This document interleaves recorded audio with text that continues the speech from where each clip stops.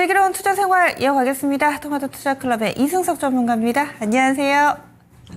네, 안녕하십니까. 예, 잠시만 출발 알리고 있습니다. 오늘장 우리가 꼭 기억해야 될 게 어떤 게 있을지 투자 전략 알려주세요. 네, 6월 18일 이승석의 슬기로운 투자 생활 시작하도록 하겠습니다. 자, 밤사이 미국 증시가 좀 약세를 보였습니다. 우리 증시 쪽의 아침 쪽 개장 움직임은 미국 증시 쪽보다 낫습니다. 잘 아시다시피 뉴스를 보셨으니까 알겠지만 이제 미국이 참여 이란에 대한 직접적 공격을 고민하고 있다 이제 이런 얘기가 나오고 있죠. 이다 보니까 유가가 약 한 4% 정도 내외 급등하고 미 증시는 전반적 약세를 보였죠. 자, 미국 쪽의 업종별 동향이 요즘에 우리 증시 쪽에 반영이 잘 되고 있는 상황이어서 또 오늘 좀 미국 쪽 종목군들 좀 보겠습니다. 미국 감세 법안이 상원에 지금 현재 이제 개정안이 이제 계류돼 있죠. 올라와 있죠. 상정돼 있죠. 요건 좀 잘 아셔야 될 것 같아요. 지금 이제 상원에서 지금 감세 법안이 개정 법안이 이제 올라와 있는 거죠. 이전에 하원에서 이제 뭐냐면 이제 불결이 나는 바람에 이 문제가 이제 좀 다시 이제 상원에서 재개정을 해가지고 이제 개정해서 상정을 하는 단계에 이른 거죠.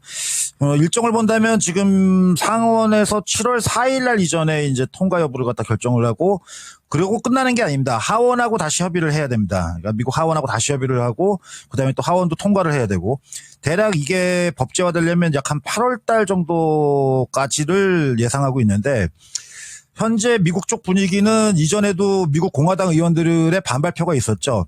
통과가 만만치는 않을 거다라고 본다는 얘기가 좀 주류를 이루고 있습니다. 하지만 그 부분 때문에 어쨌든 관련 업종의 희비는 굉장히 크게 엇갈려가지고 지금 수혜주로 분류되는 것 중에 하나가 이제 방산주.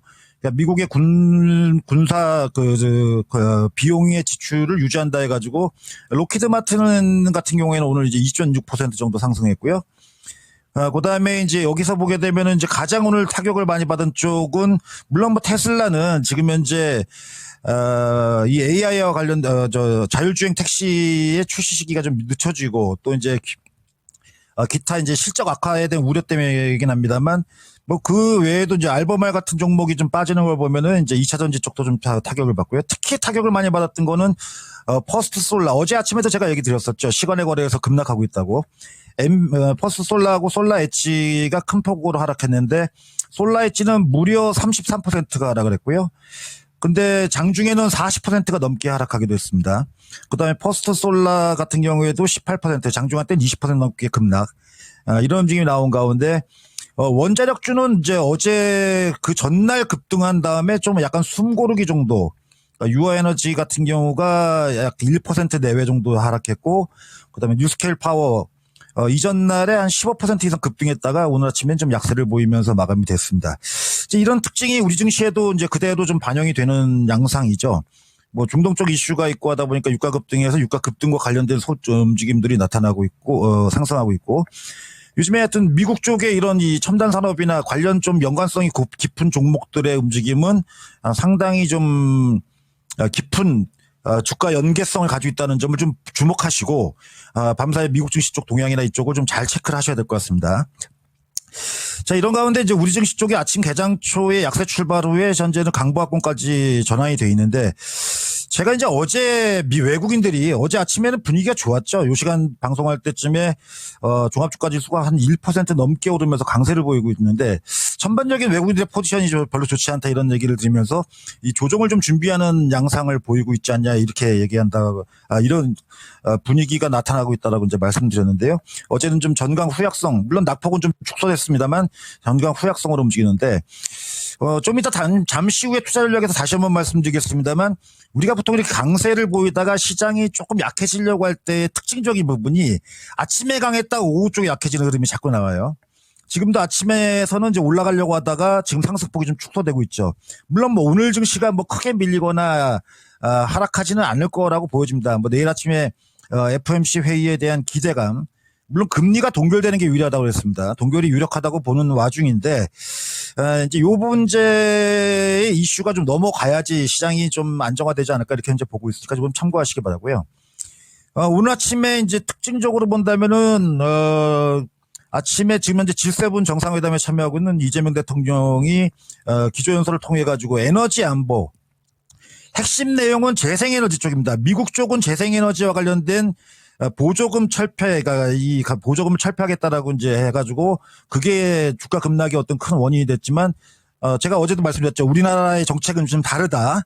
그래서 신재생 에너지 쪽에 대한 에너지 안보 내용을 이제 주 내용으로 얘기했고 그다음에 AI 생태계에 대해서 다시 한번 좀 강조하는 움직임을 보였습니다. 그래서 오늘 아침에 이제 주가가 지금 11% 넘게 급등. 물론 제가 그동안 이제 카카오에 주력을 했는데 네이버의 주가 강세도 이유가 있는 거죠. 그러니까 대통령께 G7 정상회담에서 AI 생태계를 얘기를 하다 보니까 이번 신정부의 네이버 출신의 인물이 AI 관련된 정부의 대통령 비서실에 참여를 하게 됐다는 뉴스가 이전에 나왔는데 그때보다 오히려 이제 오늘에서야 이제 드디어 이제 좀 영향을 좀 미치는 상황을 만들죠.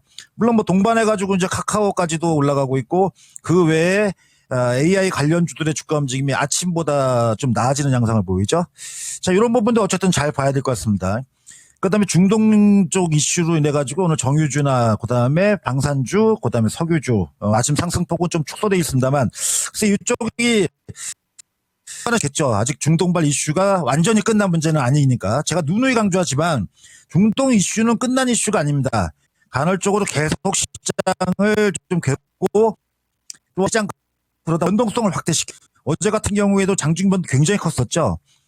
이런 시장 상황은 당분간은 유지가 될 수 있는 부분에 두시고 보셔야 될 것 같습니다.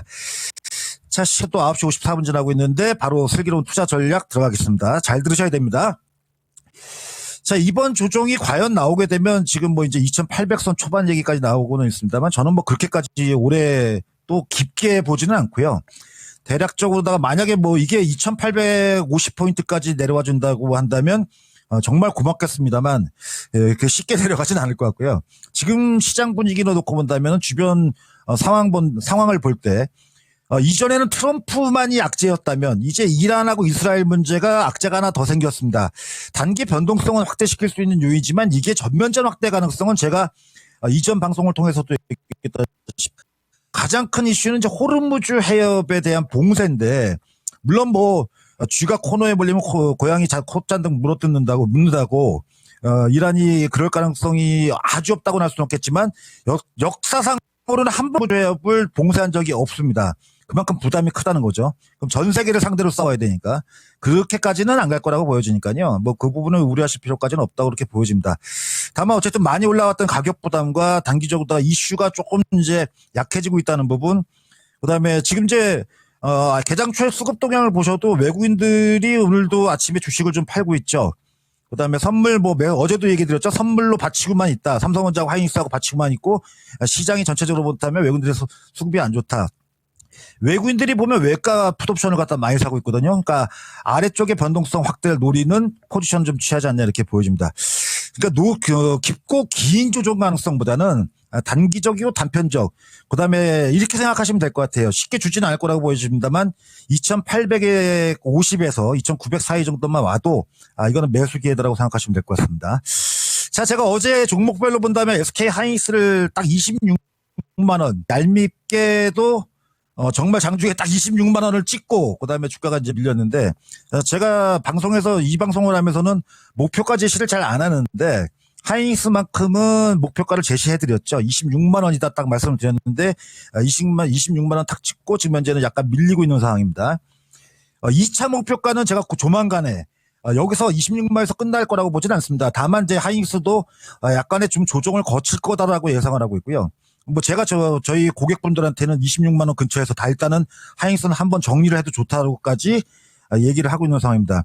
물론 단기적으로는 얘기 드렸다시피 HPSP 같은 이 장비 쪽으로 관심을 제가 좀 이동하고 있다는 점 염두에 두시고 하이닉스의 매수 타이밍은 다시 잡도록 하겠습니다. 그래서 뭐 누적 수익률은 한 4% 5% 정도 발생된 것 같습니다. 자, 그다음에 이제 제가 하나 얘기 드렸던 게 이 중동 사태에 대한 부분을 해지를 WTI ETF를 가지고 좀 하시라고 그랬죠. 보통의 경우에는 해지를 할 때는 이제 ETF도 인버스 지수 관련 상품으로 하는데 이번 사태는 중동 이슈이기 때문에 그다음에 우리가 지수가 조정이 오더라도 어디가 저점인지 솔직히 파악하고 인버스를 어디서 정리해야 될지를 매도점을 잡는 게 쉬운 일이 아니죠. 그러다 보니까 이제 뭐냐면 ETF 중에서 원유 선물 쪽을 기초로 한 상품. 그래서 코덱스 ETF, 코덱스 WTI 요 상품을 제가 얘기 드렸는데 오늘 한 4% 넘게 강세를 보이고 있죠. 자, 그다음에 어제도 제가 이제 뭐냐면은 그 솔트룩스 같은 종목은 어제같이 주가가 밀리게 되면은 매수해야 된다고 분명히 얘기 드렸습니다. 어제같이 조정 보이고 있다고 겁내지 말고 솔트룩스 같은 종목 사야 됩니다. 이전에도 6월 2일 날 제가 6월 4일 날이군요. 6월 4일 날 제가 매수하라고 한 다음에 저 주가가 좀 급등했고 어제 같은 경우도 매수하라고 했죠. 안 끝났어요.